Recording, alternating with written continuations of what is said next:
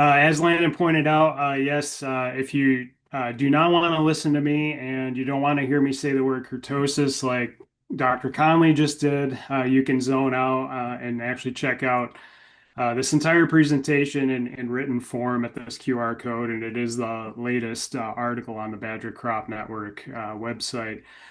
So if you forget something, feel free to go back and look at the web page. I do want to start out with some winter wheat and talk about stripe rust and the stripe rust situation. There was quite a bit of stripe rust reported earlier this season in Oklahoma and Kansas, as you can see by the latest map here. We did find stripe rust, probably not too surprisingly, given the pressure to our southwest in the Arlington area last week. We are watching that situation, and it is continuing to move up the plant and across the field. Admittedly, that is a susceptible variety out there. We are watching some of the resistant varieties as well to try to understand what's going on there, and we'll be getting a look at the variety trials coming along. But the pressure is here. The inoculum apparently has arrived. The weather conditions are very conducive for stripe rust. It loves it, these cooler temps, and when we have periodic rains and elevated humidity. So we're right in the sweet spot, really, for stripe rust development. The other disease, of course, we're interested in right now is Fusarium head blight or scab. Currently, the risk for scab, this was yesterday's map. It's currently low across most of the state, with some medium and high in a couple of spots there, close to Kewaunee County, and then kind of in the center of the state, north central part of the state.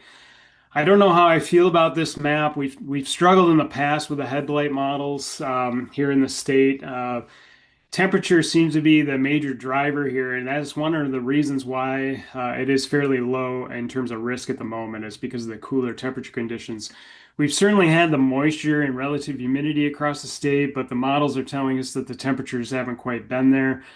I'm going to watch the situation. I would say be cautious there. We do know of certain isolates that can, in fact, at some of these lower temperature levels. So it is something that I want to folks to be aware of. Maybe think about that fungicide application. Really, taking that together, it's hard not to recommend a fungicide application at that synthesis point. And we do have some efficacy tables available with ratings. So the QR code there will take you there. Um, we're right in that sweet spot right now. And one reason why I think this particular application this year is going to be really important is not only from the head scab standpoint, but all the fungicides that are rated good for head scab are also rated excellent or very good for stripe rust. So again, we've got a couple of diseases here. Both can take substantial yield from us. Single fungicide application, there's a high probability of actually recovering a return on investment on that single fungicide application at the synthesis stage. So I think if the price is right locally and it's just not exorbitantly high, I would be thinking about that application. We also, in addition to the efficacy tool or efficacy guides, we also have this interactive efficacy tool. So if you don't want to have to go in and kind of study everything on that chart, you can go to this tool through the Crop Protection Network. All of our ratings from Wisconsin and other states go into this tool, and you can actually sort that tool based on the crop and disease and general ratings. And so what I like to do is go in, find the good head scab products, and then just double check those stripe rust ratings on those particular products. But you do have some good options there and things that will get both diseases. In terms of that optimal timing, Sean talked about, we're right at that anthesis timing, or maybe even past. And we've done quite a bit of work looking at really what does that window look like?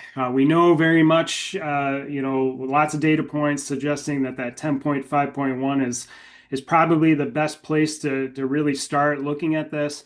How late can you go? You can actually go 5 to 7 days after the start of anthesis. And so anthesis, you can see 10.5.1 right here, where we have several anthers out kind of in that upper third of the head. If you have 50% of the heads in a field showing this growth stage, you mark that as the anthesis start. Then you have 5 to 7 days after that to actually get your fungicide application on.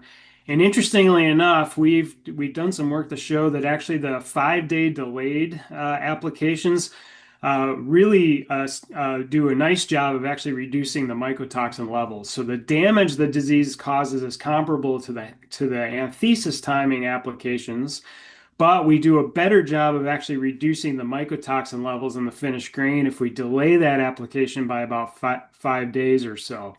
And part of that is we think that it's about secondary tillers catching up and unevenness in the field, and we do just a better job of controlling those later infections with those applications that are delayed. You do need to be a little bit careful because once you get outside that 7 to 10 day window, it's almost like you didn't do anything at all. So if you can't just get on it, you don't have access to the sprayer, you're kind of dependent on somebody else and those sorts of things, go at anthesis. But if you can control things, delaying 5 days is really the sweet spot.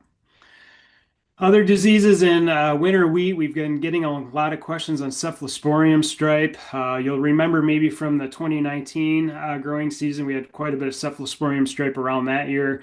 We actually got some ratings in Sean's variety trials, and those ratings are published. You can go check those out on the 2019 VT trials. Anecdotally, this disease can be pretty significant if it's across a wide swath of the field. Anecdotally, yields of 20 bushels per acre or more reductions for this disease. So it is significant. It does seem to be varietal dependent and also stress dependent to a certain extent. There unfortunately is no in-season management, so our foliar fungicide applications aren't going to do anything here. This is kind of a resistance issue that we're seeing in our tight rotation. So I think, where we're seeing it pop up is in fields where the rotation between wheat crops is a little closer. The winter stress likely contributing to that, lack of snow cover with the cold conditions that we had out there, and then some susceptible varieties out there as well. Right now, I think the thing to do is to mark those fields, know where Ceph stripe is, and then make some decisions for that next crop, and especially study the variety trials. We're going to try to get some ratings out of the variety trials this year. I think one of Sean's locations is showing some, so hopefully we can get some reports and folks can actually look at some of those resistant varieties out there. Transitioning over into soybeans, Sean talked a lot about kind of just where we're at, from a growth stage standpoint. Things from a disease standpoint actually look pretty good. We were a little concerned about Pythium and Phytophthora earlier in the season. Kind of, we had some moisture there, but it turns out that hasn't been really a significant issue for us. What we have seen a lot of is a ILEVO halo out there. So those of you who have dealt with the ILEVO seed treatment probably run into this before, where the cotyledons can take on this haloed necrotic look to them, and then the plant, the kind of the newer growth will actually have some stippling. And a lot of this is it's an interaction of the cooler temperatures and then pre-emergence herbicides. And there's been quite a bit of work to look at this. The beans do look not so great when you're looking at them, but they always grow out of it. So my message here is yes, it's out there. You'll see it this year. It's probably especially apparent this year because of the cool conditions. But be patient. The crop will grow out of it, and there is no yield drag associated with that halo effect. What I am wanting folks to pay attention to is if we continue in this cool pattern with these intermittent rains and this higher humidity that we're seeing, I am, getting increasingly concerned about white mold risk out there as we approach the middle part of the season. So folks should be watching this, making sure that they know which fields have a history. Those higher seeding rate fields, so Sean talked a lot about higher seeding rates. We also know from some of that work that once those populations are down in the 190 to 100,000 range, white mold risk goes down quite a bit. So if you know a field has a higher population, those fields would be a higher risk and maybe benefit from fungicide applications if we stay in this kind of cool, wet period.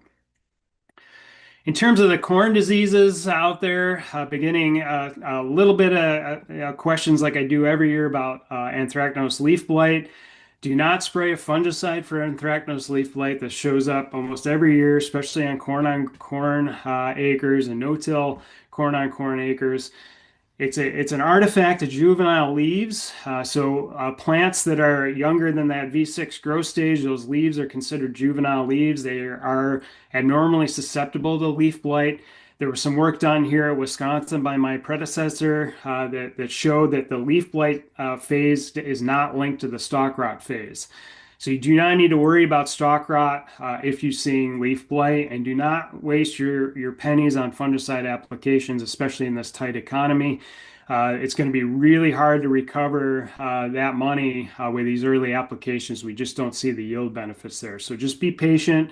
These corn plants, once they get to the V6, V7 growth stages, they'll become more resistant. You won't see any more leaf blight. So this is sort of a perennial problem. One thing we are paying attention to, and I've already done a couple of news interviews this morning already. My colleagues in Kansas and then Indiana this morning posted their first finds of tar spot in those states. So you can see the map there. This is extremely early, although the weather has been just about prime for it across the Midwest, and I would say prime in Wisconsin. But generally speaking, our plants are really short. That are growth stage. It's nowhere near where we need to be thinking about a fungicide application. I think what we need to be doing is just paying attention to fields that had high tar spot last year. We should be in those fields. If we have corn in those fields again this year, we should be scouting and keeping track of the situation. Again, an early fungicide application is not warranted right now. You're not going to see the returns there. The leaves that are infected now are not going to be there by the time we get to harvest. We need to have those fungicides on the leaves that are going to be making grain for us. That's where the best protection is.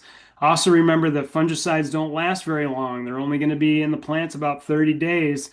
So if you make an application now, you're going to be, needing probably to make an application at that VT to kind of R3 growth stage window. So I would rather folks keep that fungicide application in their toolbox, hold that money, and then make that investment in a well-timed application later in the season, base it on what's going on with our prediction models, and then also combine that with your scouting. But do get out there, do scout, pay attention to what's going on. Those of you in the central part of the state, we had a pretty good band of tar spot last year, kind of across that central sands area. Those would be areas where we'd want to be out there just scouting and keeping track of what's going on with that particular disease situation. Just to finish up here in the last few minutes, I do want to just show you some other resources. The fungicide, the Badger Crop Doc fungicide test summary is out there.